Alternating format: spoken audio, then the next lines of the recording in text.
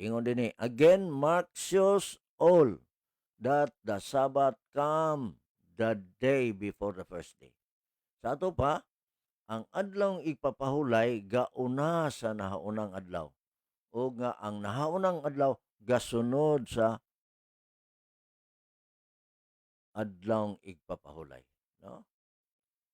Mark shows all that the Sabbath come the day before the first day of the week, mga kaigsunan. Diba?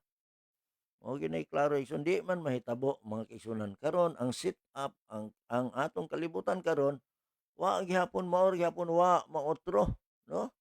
Gasunod gihapon ang adlawng nahauna sa adlawng igpapahulay. Wa gyud maotro gikan pa ni sa una. So, sa kausap pa gipakita ni Marcos ang tanan nga ang igpapahulay moabot sa adlaw sa dili pa ang unang adlaw sa semana. Ingon din the ladies were there to finish the embalming of Christ's body, an event they would not even attempted to do on the Sabbath, Saturday. Di ba mga kaigsunan? Exodus 28:11, no?